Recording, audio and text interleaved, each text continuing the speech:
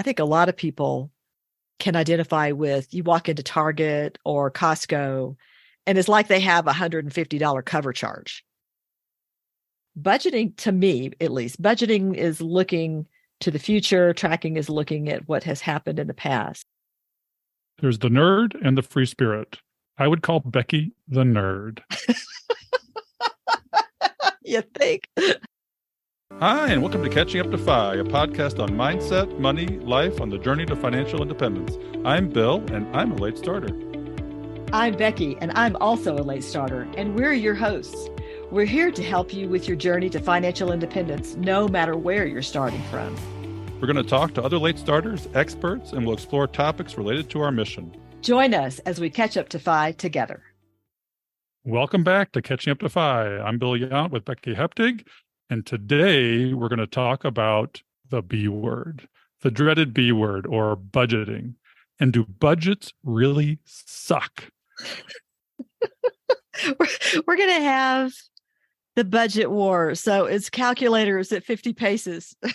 All right. We're going to try and take you through it. It's a tough subject for a lot of people because it can feel constraining. It can feel limiting. And we're going to try and help you get out of the box and not think that way. Becky is much more of a budgeter than I am.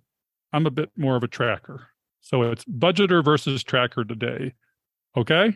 All right, here we go. All right. So Becky, what is a budget? All right. So lots of people have that negative connotation about the word budget. And really, it's just a spending plan. So I Googled the definition of a budget, and it came back with a forecast of your income and expenses for a given period of time. So your income is your income, your paycheck from your W-2 job, any money from side hustles that you have, anything that comes in. Expenses are going to be your monthly bills, everything that goes out of your hands. And that would include money that goes to savings for your retirement savings and investments.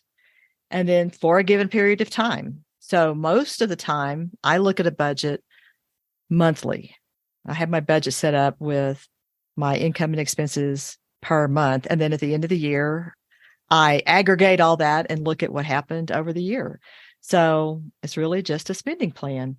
But for a lot of people, when they hear the word budget, it makes them think, oh, I've done something wrong, or it means I don't have enough money to spend what I want, or they're somehow unsuccessful if they are told that they need to sit down and do a budget.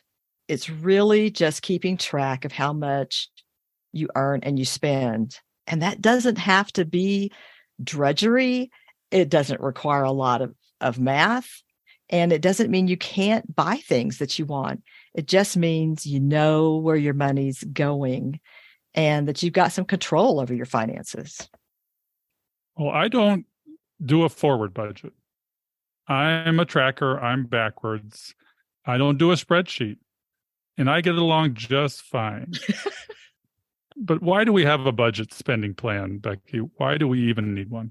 Well, I think it gives you some control over something that maybe you feel right now like you don't have any control over your money. And for me, when we first started out getting control of our money, part of it was to help us not overspend. You know, I've got a question here that I want to ask you, and I think I'm going to put it on the Facebook page and get some feedback. I don't know about you, Bill, but I grew up in my early adult life doing an actual checkbook register. So are you old enough that you had a checkbook register? Oh, yeah. I'm old enough that I saw that from my grandmother. She balanced her checkbook by hand every month. My mother actually graduated to that protocol as well. I inherited it for a while, and things changed, obviously, over time for me. But yes, I did do it. I didn't like doing it, and it never came up. I never was able to get it zeroed out. Oh, wow. Well, I still literally use a checkbook register for what goes in and out of my checking account. And I've tried to get my adult children to explain to me what they do, and I just don't get it. I know that they use apps and I don't. My understanding is that they just get online and look and see what their balance is, which I do that too. But if you only did that, let's say you're going to go to the store and you've looked at your checkbook online, your checking account online, and it says you've got $500 in the account, and you go run errands. You spend $200 on groceries, and you spend, I don't know, $100 at Target buying stuff, and you go buy some clothes, and you think, well, I spent less than 500, so I'm fine. But what's in your bank account online today, that just shows you what's in there that moment in time. And that might not mean that you actually have $500 to spend, because maybe your utility bill still needs to be paid, or, whatever it is. So I think that having a budget keeps you from overspending, because you are armed with more information than just what is my balance today. And it lets you see the big picture. So you're looking at what's coming in, what's going out. So it lets you zoom out and kind of see what's going to happen for the month. Lots of people think, well, if I do a budget, that just means I can't spend money for what I want. I think it helps you spend money intelligently. It lets you see what you have. And if you want to buy a $5 latte and you've got that in your budget, then you can go spend that with no guilt whatsoever. Whereas otherwise you're like, oh, is this $5 latte going to make me overdraw my checking account? So I think it's just a plan. I agree with you, but I still don't do it. Let's talk about for a minute the types of budgets. And we have 4 or 5 that we want to talk about today. The first one is the proportional budget. This is a type of budget for those who only want to check in on their spending occasionally. The idea is that 50% of your take-home pay gross goes towards needs, 30% goes towards wants, and 20% goes towards savings. Now, that works, I think, for when you're younger. You can even start saving 10% in your 20s. But the older you get, the more you need to put towards savings and retirement to get where you want to go in the time frame you want to get there. For late starters, I would probably recommend a budget including 40-20-40, where 40% goes to your needs, 20% goes to your wants, and 40% goes to your savings. Now, you can cut back on that and go 45-25-30. The point is that the savings portion needs to be more. That is your strength. And that's what you need to do as you become a late starter. Now, the pros of this budget, it doesn't require a lot of detail or time spent on planning. I like that. You can check in on your spending once a month and adjust as needed. And I do that. I use an app called Simplify by Quicken. And at the end of every month, sometimes every 2 months when I get bad, I will go back and look at all our transactions. If there's a surprise, I note it. And then I have trackers where I say, okay, how much did we spend on utilities this month? Did it go up? Well, it did when we got a hot tub. Sure did. I saw it go up by $50 to $60 a month. But it was worth it, wasn't it? It made my wife happy. It makes me happy. Can't really complain. But it had its impact and it was noticed, but in a retrospective way. What do you think of proportional budgets, Becky? I understand the concept, and I think really with all these budgets, our listeners need to think about, what works for them. How does their brain work? To me, this doesn't have enough detail. I would be afraid of overspending. I'd be afraid that by the time something went in the ditch, that it might be too late for me to fix it. But I do understand the concept. And for people who don't like getting into the weeds and they're not detail oriented, then I think this works as long as you are tracking things and you still have to pay attention. That's always my mantra. Pay attention. Well, it works. I think it works better for higher income individuals where there is this buffer. I think it works. Well, it works for me because of my lack of interest in granular detail, but I do touch my money every day. I'll go into my banking app. I'll notice what's going on. And that way, if you touch it every day, you kind of are closely tracking. And you're aware that all of a sudden there was this $500 expenditure that you didn't anticipate. You can talk about it with your wife and you can make adjustments saying, well, we can't do other things the rest of this month because we did that. Right. I think that comes from a friend in the financial literacy movement, Grant Sabatier. He says, touch your money every day. It may seem like too much, but if I notice that the credit cards escalated, I pay it off. And then I know that I only have so much more money in my checking account. The other thing I do as a buffer is I keep a significant amount of money in our business checking account, our joint checking account, and my wife's business checking account. So we're really never going to overspend. And if I notice those dip below this amount, I replenish them immediately. And it's part of our sinking fund strategy. It's part of what we call the aging of money strategy, where you have enough in your accounts to pay next month's or the next month after that's bills. You're not just struggling to pay the bills this month. Age your money. Mm-hmm. That's a term that I had heard in the past and had kind of forgotten about until we were putting the ideas together for this podcast. And that is the idea of aging your money. And I had to kind of stop and remind myself of what that meant. So just to make sure I'm understanding this correctly, what you're trying to get to is that I'm going to pay, I've got the money already together for next month's bills.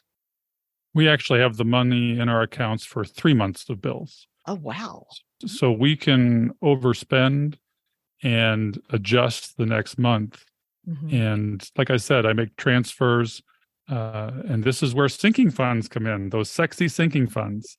When you have those and you have those occasional irregular, more significant expenses, and you can't transfer the cash from one account to the other, then you just take it from your sinking fund that was for that expense and it rebalances everything again. So there's sort of a backup plan to the backup plan. Having sinking funds, I think, would make me more comfortable with this proportional budget and the backward budget. The good thing is you're making sure you've got your goals met, that you're putting your savings away, but then spending what's left, I think would sort of twist my gut a little bit. But then I can see it with sinking funds where you're accounting for the fact that you've got this expense coming up, like we talked about on our sinking funds episode. You know what's coming and you still are planning for it. Exactly. And the other thing you don't want to do is pay banking fees. You don't want to get to zero. You don't want to overdraw your account. Then you're paying the bank for the loan, and it's not cheap. And you do that over and over. And I did that when I was younger. I overdrew my banking account. I ran up things on credit cards. And now I'm able to take care of those things without losing any sleep because of the system we have in place. It's also important to know that the emergency fund is completely separate. The emergency fund does not get touched unless you have a catastrophe like a job loss, a job transition. That is sacrosanct. The sinking funds are not. They're there for that buffer. Right. And I think an emergency fund, and maybe that's a topic that we talk about in an episode someday. The emergency fund is critical to your entire money plan because you don't want to do all this work and then have an unexpected event derail everything that you've done. Yeah, I mean, the younger spenders need to establish the emergency fund. And as you get older and you age your money, you establish your sinking funds and your backup checking account. And it's a 3-level approach. What about the cons of this plan? I think when you look at this, and we've talked about it a little bit, this does not control your impulse spending. And that is a problem. We have a little bit of that. I can't deny it. We're able to cover it, but I don't know that it happened until the end of the month. How do you do it? That's an interesting question. Stephen and I, because we're both retired and because our activities in our life and our hobbies are all done together, I don't think we have a lot of impulse spending anymore. I've always said that my budget is my guardrails. So if I want to spend on something, that doesn't mean we don't. But if we spend something we weren't planning, then we know how we're going to adjust the other categories to account for it. That reminds me of a question I want to ask you. Do you and your wife have a particular amount of money that if you want to buy something and it's over X number of dollars, do you check with your spouse first? Yeah, that runs about $500 for us. Okay. That's our amount. We don't have a separate wants account for each of us where we can spend willy-nilly. We have a joint account and we have an understanding that we're not going to get extravagant without talking to each other. And that limit is roughly $500. And remember, we are high-income professionals. We can afford that. Other people have other amounts. So Right. it is important to do. It's important to communicate. And it's important to have a limit. I think so. I think that each couple sets their own. I mean, it could be $50. It could be $100. It's whatever the two of you are comfortable. And that way, in fact, I know some people that budget in blow money that, whatever it is and what fits your situation, if it's $15 or if it's $50, that means that's money that's in my purse that I can spend on whatever I want. And I don't have to tell anybody about it. And the important thing in both tracking and budgeting is that you categorize your expenses so that you can retrospectively or prospectively know this is where our money goes. And when it hits the limit, you want a flag to go off, whether or not you're spending, instead of $80 a month on fingernails, all of a sudden it ends up being $240. What happened there? Did your fingernails fall off? Who knows? Too funny. Well, next is the zero-based budget. Now we're getting to the stuff that you know about and you follow. Tell me about what is a zero-based budget? All right. So the idea behind a zero-based budget is that your income minus your expenses equals zero. Now, that doesn't mean you're going to spend every dollar in the month and have nothing left. What it means is you're giving every dollar a job. So you're going to write down all of your categories. And when you first start doing this, then you're going to be using guesses for your categories. How much money do you spend on groceries? How much do you spend on gas? What's your mortgage payment? That's not a guess, but what's your mortgage payment? You write down everything and you give every dollar that comes in the door a job. Some of those jobs are going to be savings. And like the proportional budget and the backwards budget, you want your giving and savings to come off the top and live on the rest. The difference is I'm going to consciously write down what all of those other categories are. You would have your mortgage or rent, your groceries, your gas, your restaurants, utilities, all of the things that you're going to spend in a month. And you don't want to forget about the small things like haircuts or school pictures. I mean, when my kids were in school, I had a line item in my budget for school pictures. And there's a lot of ways that you can do this. You can use an app, you can use a spreadsheet, or you can even use good old pencil and paper. So you're going to write down everything that you spend, that you think you'll spend in a month. And then you need to see, does that add up to more or less than the amount of money I'm bringing in? And then you have to adjust, especially if what you've written down is more, then you're going to have to go back and adjust some categories. But if you have $5,000, let's say, of take-home pay, then you want to have all 5,000 of those dollars accounted for and that they have a job, whether that's savings or paying bills or your $50 of pocket money that you get to blow. You can get as detailed or as big picture as you want. Like I said, I get extremely granular and detailed because I wanted to make sure I had the money for those items when they came up, especially things that didn't happen every month. And some of them, like the school pictures, that's not a sinking fund, but it happened twice a year. So I just needed to know that I had something in my budget for that. Yeah, I agree. Way you can do it too, as opposed to making guesses, I think, is to go through 3 months of credit card statements, go through 3 months of banking statements, write everything down and categorize it. And over 3 months, there's a rhythm, there's a pattern. There's going to be things that don't show up there because they're only once a year or twice a year. But by and large, you're going to get the big picture and you're going to be able to make more than guesses with regards to your zero balance budget. Right, right. And, it's my experience that when you start using a budget, that it takes about 3 months for you to sort of dial in on what it needs to look like. I would say if you're married, you definitely want to do this exercise together. And usually both people are not quite as excited about it at an equal level. The one spouse might be excited about doing this and yes, we're going to get control and we're going to write all this down. And the other one's like, oh, I don't care. You just need to work together. And the one who's excited about doing spreadsheets, then let them do the budget. But both people need to have ownership in it and buy into what you're trying to accomplish with this and be willing to live on the budget.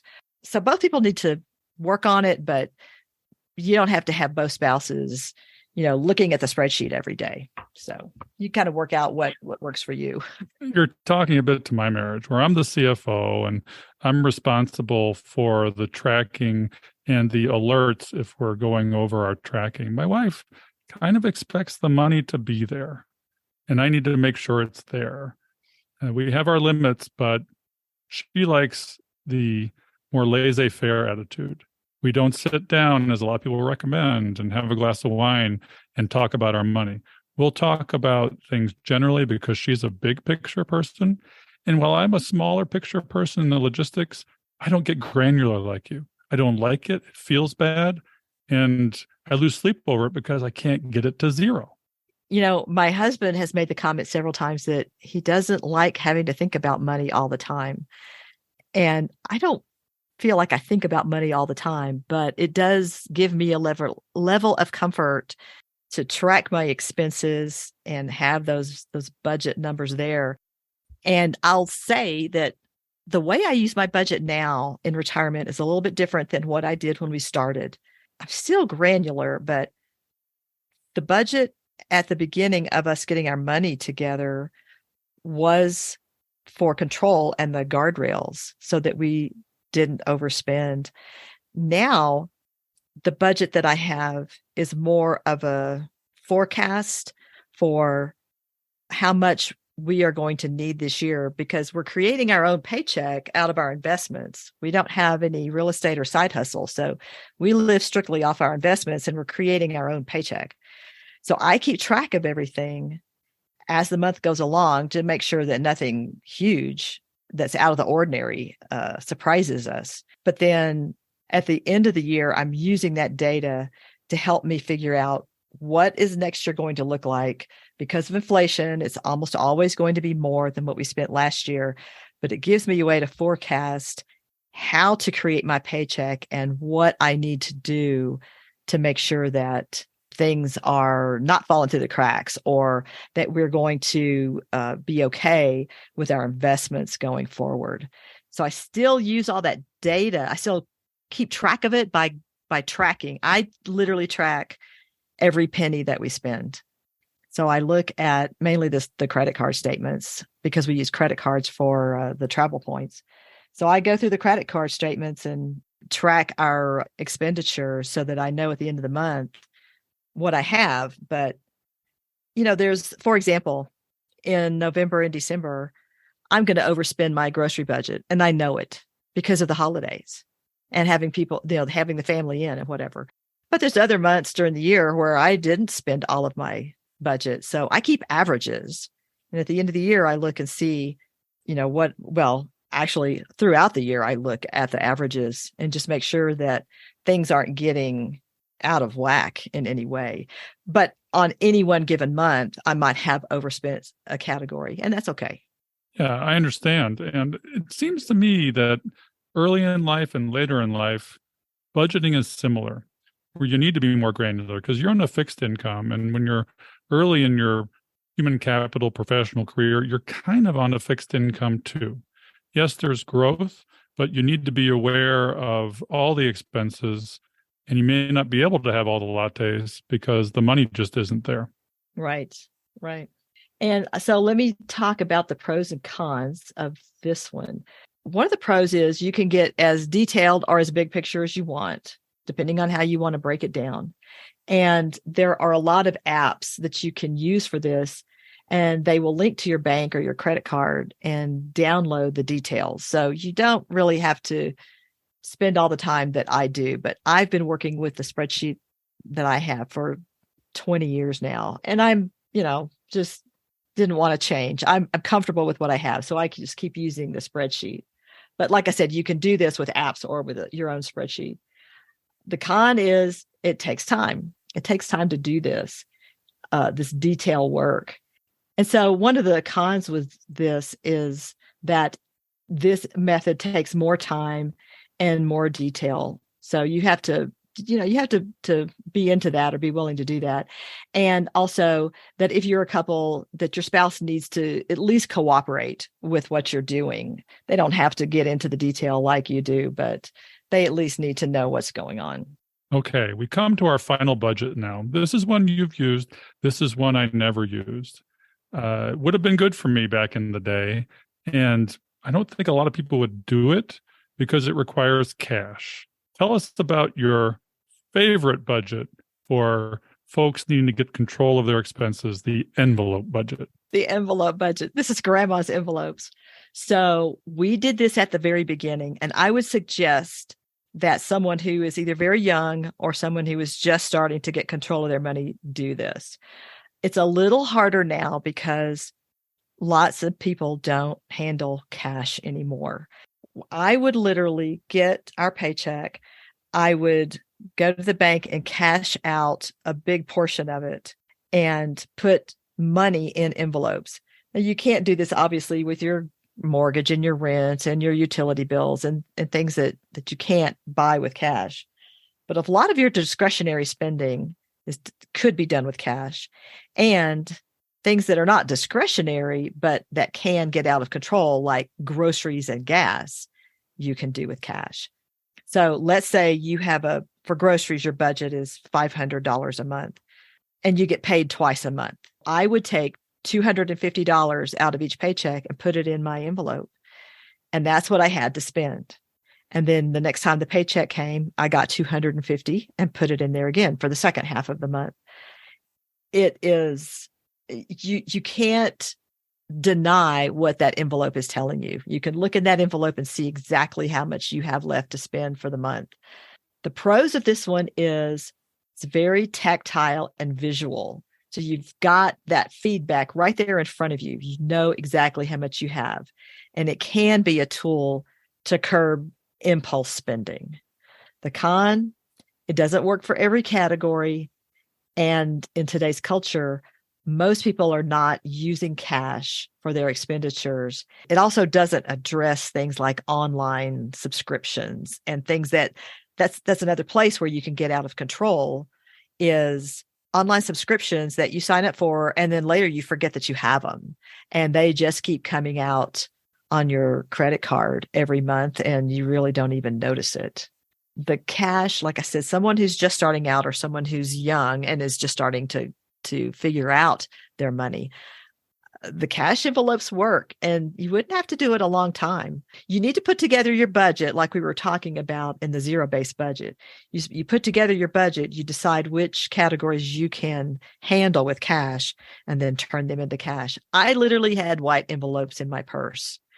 And I will say, I constantly had people asking me, aren't you afraid to carry around that much cash? Because like my grocery envelope would have possibly several $100s in it. And my answer was no. I was never nervous to have that amount of money in my purse. And I didn't carry all my envelopes with me at once. I just took the ones with me when I ran the errands that I knew I was going to need. I think a lot of people can identify with, you walk into Target or Costco, and it's like they have $150 cover charge. You might as well just hand that money to them when you walk in the door because you're not getting out of there for less than $150. It seems like it seems like that's the way it goes with Amazon and one-click spending. Same thing. That is true. It's just so easy. Digitally, you can fudge everything. With the envelope method, you can't fudge it. It is what it is. It's hard money. You can see it, and zero means zero. That's right. Yeah. If you want to spend more, you got to go steal it from another envelope. All right. We mentioned apps. Let's help our audience with the apps that we know about and the apps that we use. You said you don't use any apps, which I find fascinating in today's society because there are so many.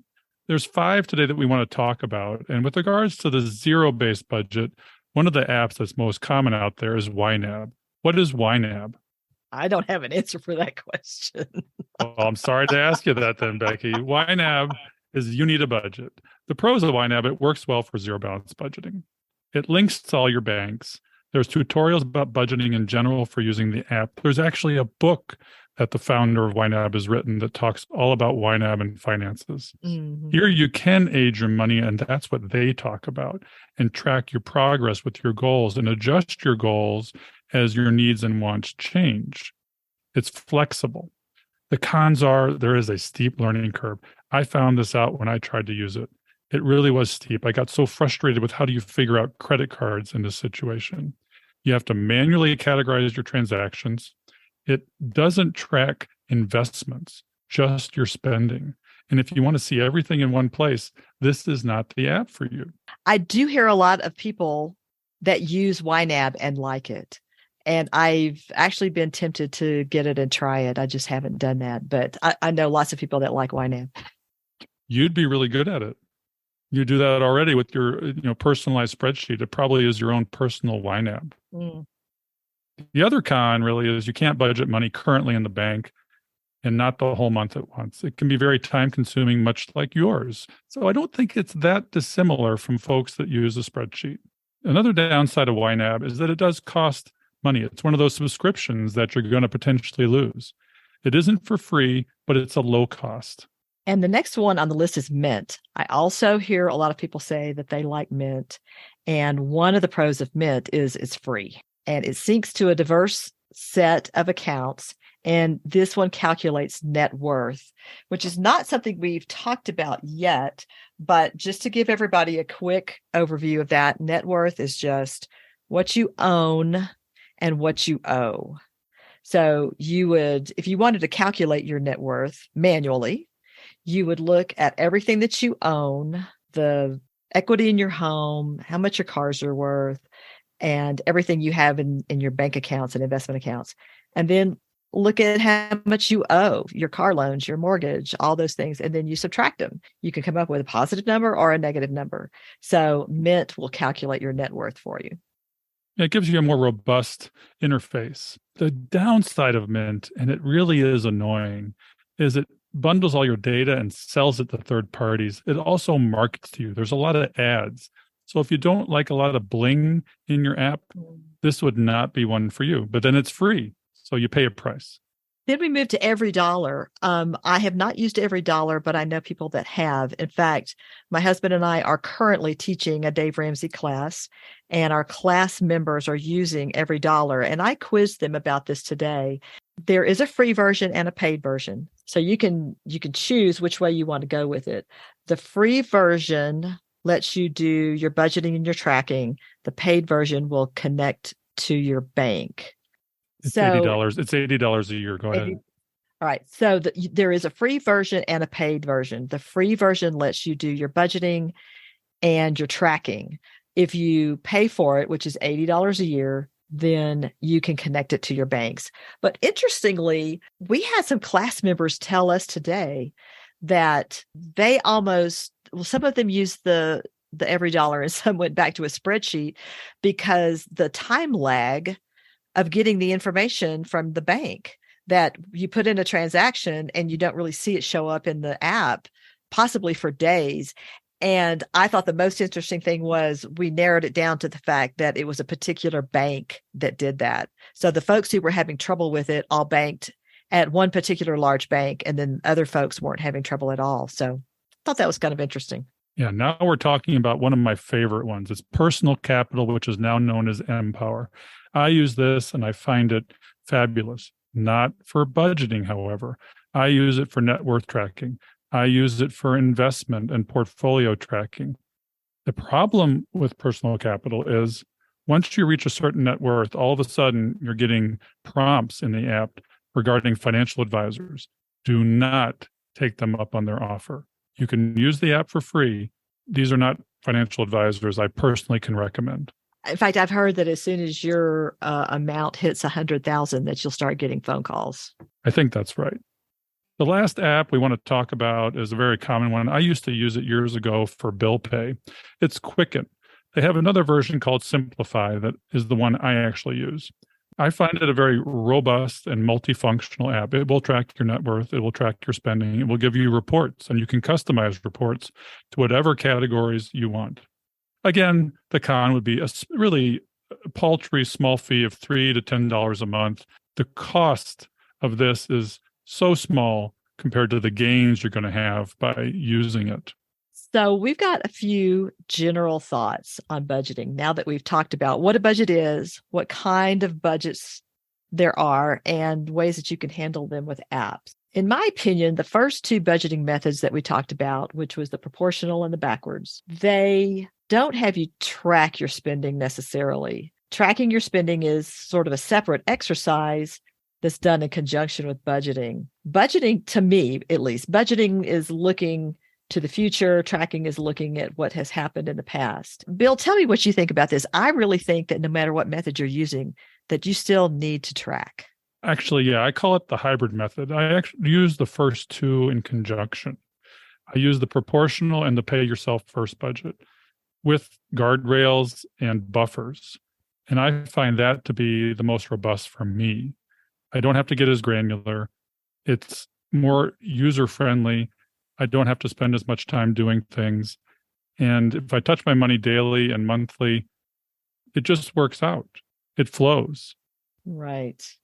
I think that's great. I like that idea of touch your money daily. And I probably do that because I'm looking at my checking account and my credit card statements to do my tracking to make sure that I haven't missed any transactions. Something else that we need to make a point of is, there's things that happen automatically that come out of your paycheck. So you want to make sure that you're accounting for that also. In the proportional, well, really in all the budgets, we talked about making sure that the savings happens first.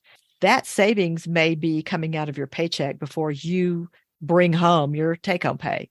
So things like your 401k, your HSA, make sure that you know how much is going into those accounts and account for it with your, that's part of your savings rate.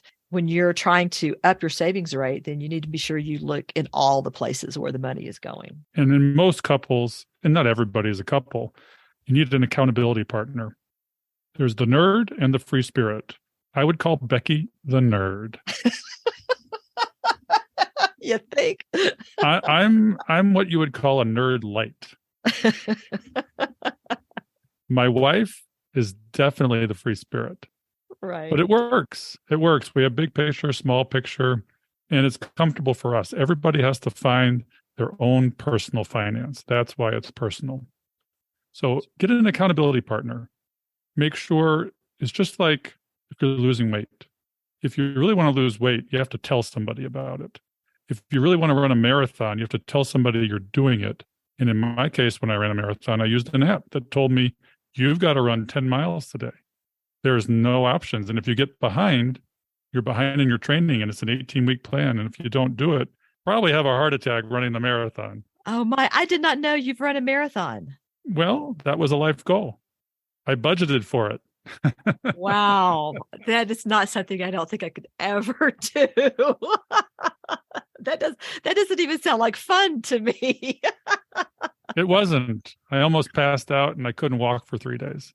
Oh my goodness. But you did it. It was a goal and you did it. Absolutely. Just like jumping out of a plane. No. Have you done that? Yes, I have. Oh, no. That's something else I can't do. Well, I thought it was getting rid of my fear. But in reality, it was very easy to jump out of a plane. Actually, you're pushed out by your partner and Uh-huh. it's over in less than 5 minutes. It was a real rush, and I love adrenaline rushes, but it may have been the last big risk I took. It felt good, but it didn't get rid of my fear. Getting rid of your fear is an internal path. And that's also what we do with our money issues. We've got to take care of the inside. Just jumping out of a plane does not get you where you want to go. It's just a simple 5-minute rush. Mm-hmm. Well, we definitely have an adrenaline rush with our car hobby, but I don't think I would have to be unconscious before somebody could get me out of an airplane. Well, the funny thing is, I'm afraid of heights. Oh, yeah, I am too.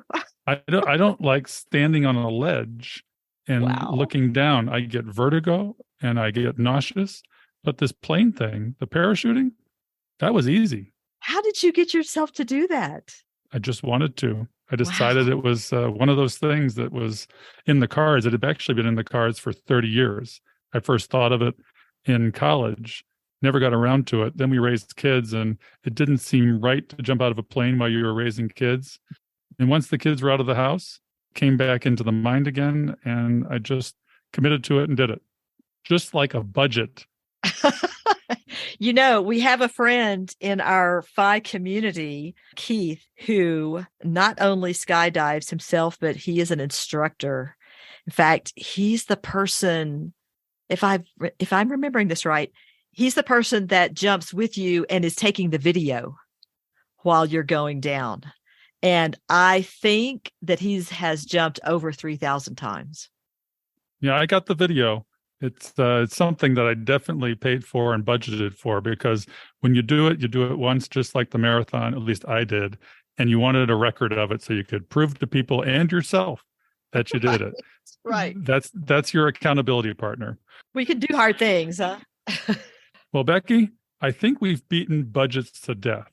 Is there anything else with regards to a budget you think our audience needs to know or even wants to hear? There's one other point that I do want to make that is a detail thing. And that is, a lot of times people who have irregular incomes think, I can't do a budget because my income is not the same from month to month.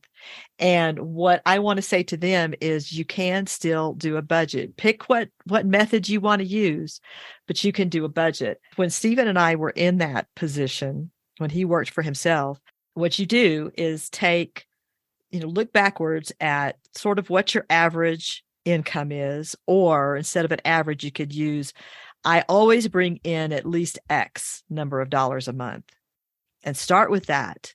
If you always make at least $4,000 a month, let's say, I'm going to just throw out some numbers as an example. Let's say you always make 4,000, but sometimes you might make 6. Budget that 4,000 with your basic needs. Make sure you have your basic needs in that, your rent or mortgage, your utilities, your groceries, your insurances, all the things that have to happen, whether you really have income or not. Budget those, and then draw a line. And then below the line is going to be a prioritized list of what comes next. So when the next dollar comes in, you know where it's going to go. We actually had our budget split into 3 groups. So we had the basic needs, and then the next level of prioritization. And then if we had even more money, then we had a list of wants that we could, maybe we can go to the movies twice this month or whatever it is. So you basically put your budget together and prioritize it so that your uneven income can cover it, and make sure that you have at least your basic needs covered every month. Those with a regular income need lots of sinking funds, don't they? Yes, they do. I just want to say that this whole budgeting thing is, you can do this the way you want. Think of how your brain works. Think of what makes sense to you, and put that together, and give yourself some grace. If this is the first time that you've worked with a budget, it's not going to be perfect. It's going to take you several months to get it right, but you get a little better every month, and you just adjust as you go. I think that, and if you need to call it something else, call it a spending plan. Don't call it a budget if you don't like that, that sounds too constraining. My experience has been that rather than me feeling controlled by my money, it put me in control of my money. it gave me the control that I needed to do better with what I had. So hopefully, if you've made it to the end of this episode, you're not only a nerd, you're a rock star. And hopefully you've learned that budgets don't suck. Tracking is awesome, and sinking funds are still sexy. That's right. Thank you for joining us today. We'll see you next week on Catching Up to 5. We hope you've enjoyed this episode of Catching Up to 5. We would appreciate it if you could leave a 5-star review so that our message can reach others. We are not lawyers, financial advisors, accountants, or tax experts. Please consult your own professional advisors before making any important decisions. Our content is for entertainment and education purposes only. We'll see you next time on Catching Up to 5.